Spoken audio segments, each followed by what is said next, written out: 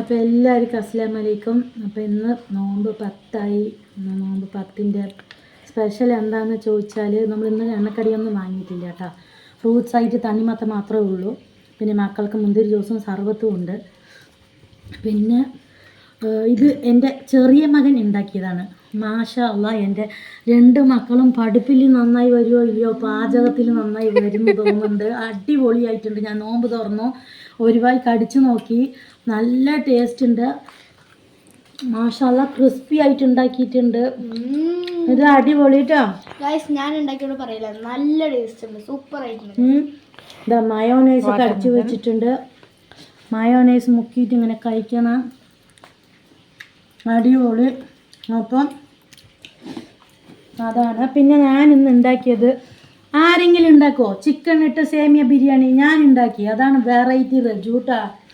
അപ്പോൾ ഇന്ന് നല്ല ലെഗ് പീസൊക്കെ ഇട്ടിട്ടാണ് ചിക്കൻ ബിരിയാണി ഉണ്ടാക്കിയിരിക്കുന്നത് കേട്ടോ. എനിക്ക് ലെഗ് പീസ് വേണ്ട, ഇഷ്ടമല്ല. അതുകൊണ്ട് നല്ലൊരു ബോൺ പീസ് എടുത്ത് ഇത് ഞാൻ വെക്കുമ്പോഴേ വിചാരിച്ചതാണ് ഇന്ന് നോമ്പ് തുറന്നത് കുറച്ച് തിന്നിട്ട് വേണം തൊഴുകാൻ പോകാൻ.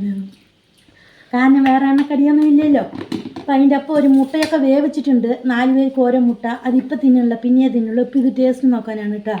ഈമാൻ വേണ്ടേ? ആ ഈമാൻ ഒന്ന് തുറക്കാൻ പോവുകയാണ്. ബിസ്മില്ലാഹി റഹ്മാൻ റഹീം.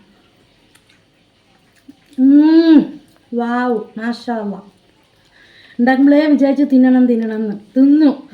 സമാധാനത്തിൽ പോയി തൊഴുതിട്ട് വരാം കേട്ടോ. അപ്പം അടിപൊളിയായിട്ടുണ്ട്. കളറ് കണ്ട് ഒന്നും വിചാരിക്കണ്ട, എരിവൊന്നുമില്ല. കാശ്മീരി ചില്ലിയാണ്. ഇട്ടിട്ട് സേമിയ ബിരിയാണി ഉണ്ടാക്കിയതാണ് കേട്ടോ. അടിപൊളി ടേസ്റ്റ്, മാഷാ അല്ലാഹ്. തിന്നിട്ട് ഞാൻ പോയി തൊഴുതിട്ട് വരാം. അപ്പം ബൈ.